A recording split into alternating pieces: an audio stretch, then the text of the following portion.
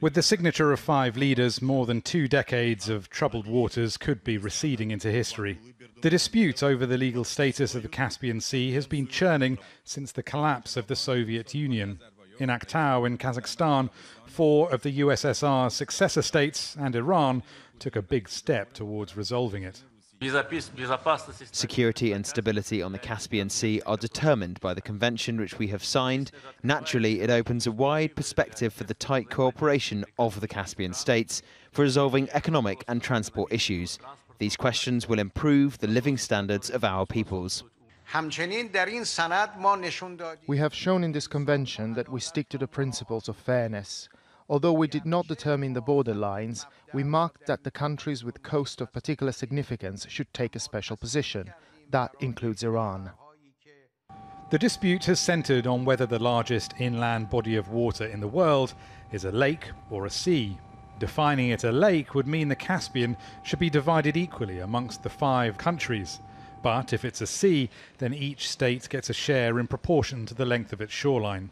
The new agreement is that it's not quite either. Not a lake because of its size, and not a sea because it's not connected to the world's oceans. So the surface will largely be open for joint use, whereas the floor will be divided between Russia, Iran, Turkmenistan, Azerbaijan and Kazakhstan, though the exact size of each country's lot is still to be agreed. At stake are several $1 trillion worth of oil, gas and pipelines. For years, the full economic potential of this has been blocked by the lack of a settlement. The US government estimates Caspian gas could boost global production by 27% over the coming decade. But it's not just about energy. Security is very important, and this is what underpins our agreement. This region has an influence on Afghanistan, on the Middle East. This really affects the basic interest of our states, and we need to pull together to combat the threat of terrorism and transboundary criminality. This summit also makes the Caspian Sea a lockout zone. These leaders don't want anyone else meddling in their waters. No country that doesn't share the shoreline will be allowed a military presence there. Rory Challens, Al Jazeera, Moscow. All right, Shalom. First and foremost, I want to give all praise to Yahweh Bashim Yahshai. Bashim Kadash, that one said the apostles of great millstone that rule well, and that taught me this truth. The salutations are sincere laborers out there pushing this truth in all sincerity and faith and honesty. This is just an update on the Caspian Sea incident. Okay, and America's being isolated. You know, I probably titled this, you know, more on the isolation of America. America's being isolated. You know, something to that nature. But the Caspian Sea, since the fall of the Soviet Union, these 5 nations have been going back and forth, or been having a debate, for lack of a better term, on how the sea should be divided. And I'll get you a picture of that so we can see that really quick. Salakia.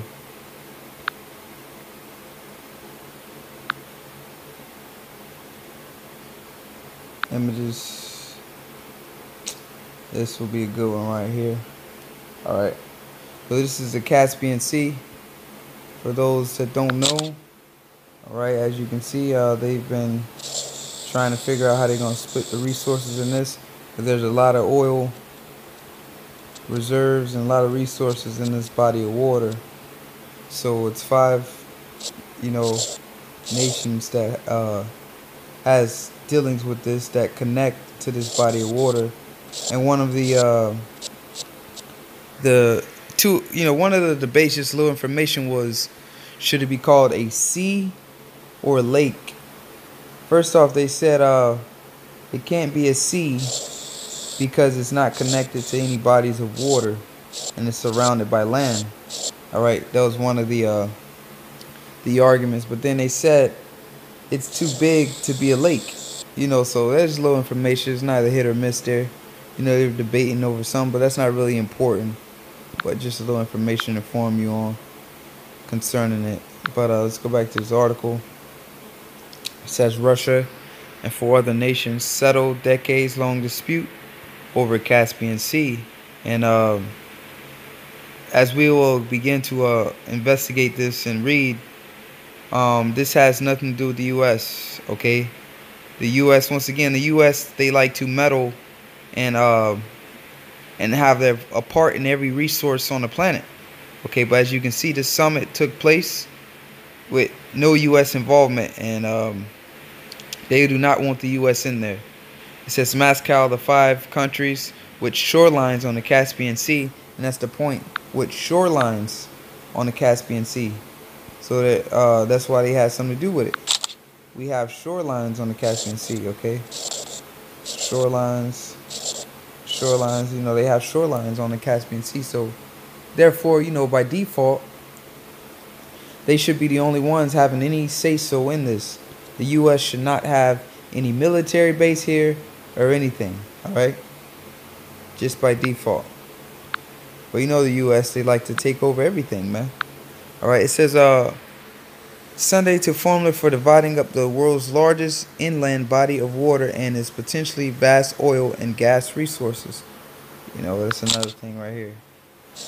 Vast oil and gas resources. So they came up with a solution recently. It says the leaders of Russia, Iran, Kazakhstan, Azerbaijan, and Turkmenistan signed the Convention of the Legal Status of the Caspian Sea, which the Kremlin said in a statement reflected a balance of interest of the seashore nations. So the balance of interest. Landlocked and less salty than an ocean, the Caspian Sea was regarded by Iran and the Soviet Union until the Soviet collapse as a lake with a border neatly dividing the two countries' territories. Alright, reading on. It says, but when the bordering nations emerged, they saw either their own zone of Caspian territory or a new approach to governing the sea that would classify it as an international water with territorial zones and neutral areas. Okay, so they thought about dividing it, classifying certain parts, territorial zones and neutral areas, you know, areas that don't belong to anybody. Is a neutral area. Okay, it says the pact signed a summit meeting in Kazakhstan on Sunday, takes both approaches in a compromise, treating the surface as international water and dividing the seabed into territorial zones. So, I see what they're saying. So, pretty much, the surface is going to be international waters, but the seabed, okay, where the oil resides, okay, that's territorial zone. So they can't come over here and start digging for oil in Turkmenistan, right? But you know, they can sell over here, you know, they can sell in any of the waters, but Russia can't come over to the borderline of Iran and start, you know, digging for oil. But they can, you know, pretty much sell in this area. So that's pretty much the understanding on that. All right. It says Iran's President Hassan Rouhani told reporters, however, that dividing a seabed's mineral wealth will require additional agreements. Okay, so the seabeds is what really holds the resources, the bottom, and that's what all resources come out of. Anyways, all resources come out of the ground. Okay, it says Russia, the sea man's main naval power, had opposed splitting the Caspian Sea into national territories that would have confined its own navy to a northwestern corner. The country has launched missiles from its Caspian Sea to fleet to strike targets in Syria, and I remember that as well when Russia was doing some heavy, when they was taking out those ISIS militants, and they was doing those cruise missiles, sending those cruise missiles over. That's where they were, in the Caspian Sea. So it says, flies over the sea to reach Syria, and analysts say it never had the intention of surrendering its military dominance. The agreement says, and this is beautiful right here, and this is mainly to the U.S., man. This is the point right here. The agreement says there's no country without Caspian shoreline can deploy military vessels in the area. Okay? Because we know America wants to put a military base everywhere. But they said no country without Caspian shoreline can deploy military vessels. So what? That's excluding America out of this, man. All right? And I'm going to prove that really quick. It says, in addition, Russia has, for much of the post-Soviet period, objected to Eastern energy trade through subsea pipelines, hoping to keep in place the north-south trade routes of the Soviet Union rail and pipeline system. All right, oil companies in the 1990s.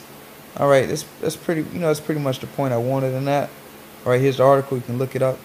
All right, read more on it yourself. I got this last article right here. This is posted, I believe, 2 days ago. All right, it was posted on the 8th. All right, but it was updated.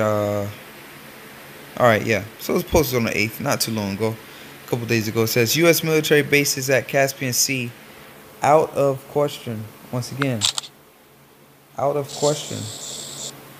Out of question. Kazakh foreign minister, and that's where they had the meeting at, in Kazakhstan. All right. So they said U.S. military bases at Caspian Sea out of the question, man. We don't want you there. You don't have no shorelines there, so there's no need for you to have a military base there like you have everywhere around the world. The establishment of U.S. military base at the Caspian Sea is out of the question, Kazakh Foreign Minister Kairat Adrakovmanov told Sputnik. And I might have pronounced that wrong, forgive me. Some representatives of Russian media and expert communities do not have a firm grasp of the facts on real situation regarding the transit of U.S. non-military cargo via Kazakhstan. It is about commercial railway transportation of non-lethal cargo via Kazakhstan. Continue the operations to support Afghan government, which is necessary for the whole international community. Naturally, any military bases on the Caspian Sea are out of question. All right. So they're gonna support Afghanistan. All right, as far as non-military, military type related, but as far as a military base in the Caspian Sea is out of the question.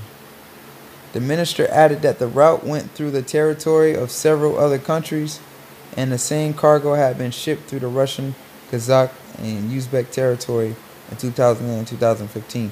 So, okay, this cargo, they allow that, but as far as the U.S. putting a military base in there, or U.S. military presence in there, they're against that, okay? It says all terms and conditions in a U.S.-Kazakh agreement are the same as an agreement that was in place between Russia and the United States. This has nothing to do with the establishment of U.S. military bases or military bases of any other foreign state at the Caspian Sea, the minister said, all right? So that's pretty much it. I'll continue to read it. It's a pretty short article. It says, interests of all Caspian Sea littoral states will be taken into account in a convention on the body of water's legal status, including the rights to laying down pipelines and the use of natural resources. The convention takes into account interests. All right, I read that. On Sunday, the leaders of the Caspian states, Azerbaijan, Iran, Kazakhstan, Russia, and Turkmenistan will meet in the northwestern Kazakh city. All right, and I played that video in the beginning of this. They came to an agreement on how they would do it. All right, once again, they would, the waters will be considered international, but the floor, the seabeds where the oil resides, all right, that's territorial. But the far as surfing the water itself, it's neutral territory. Okay. But I'm just going to get some precepts right here. And I'm going to close out. All right. These nations are isolating America, man. And I'm going to just get Habakkuk. Salakia. Going off.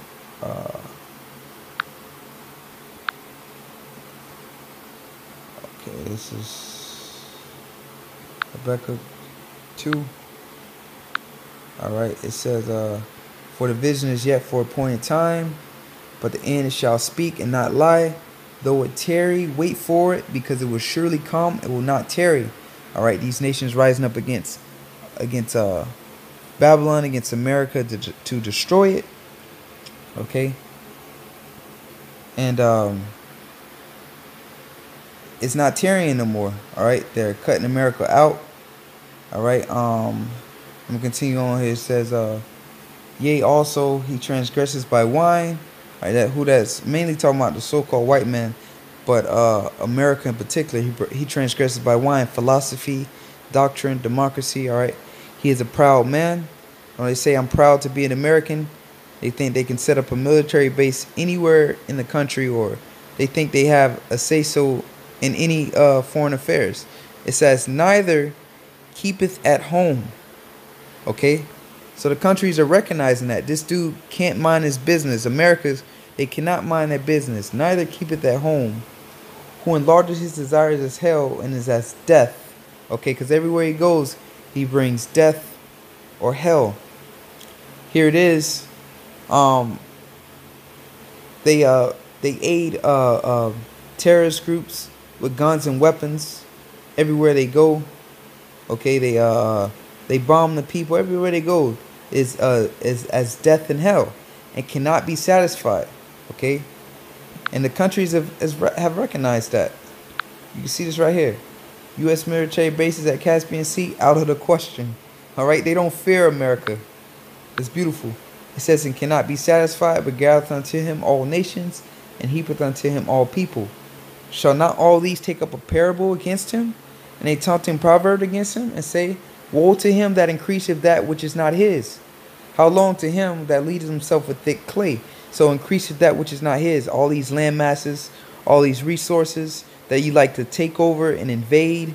All right. Woe to you, destruction to you. All right.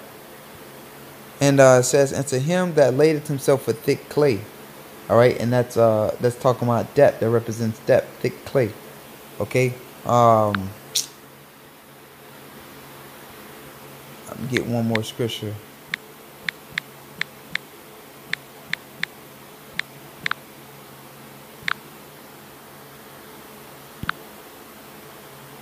Okay, that's why.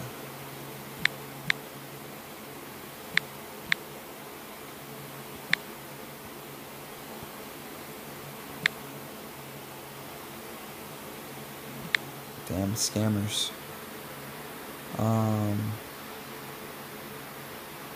Yeah, Isaiah 14:10. And they shall speak and say unto thee, I gotta kind of read up to the point. I didn't want to make this too long, so I'm gonna read up here a little bit. For the Lord have mercy on Jacob, and we yet choose Israel. All right, the true Israelites is you so-called Negroes, Latinos, Native Americans. All right, and set them in their own land, and the strangers shall be joined with them. And they shall cleave unto the house of Jacob. Talking about Israelite foreigners. Reading on, and the people shall take them and bring them to their place. And the house of Israel shall possess them in the land of the Lord for servants and handmaids. And they shall take them captives, who captives they were, and they shall rule over their oppressors. All right, so we've been led into captivity unto all nations. But what the Lord is going to allow us to bring them captives. And we're going to rule over them, and we're going to oppress them as they oppressed us. And it shall come to pass. Slakia. I should have started Isaiah 14:4 just to get to the point. All right, Isaiah 14:4. Thou shalt take up this proverb against the king of Babylon, that'll be America, and say, how hath the oppressor ceased? The golden city ceased.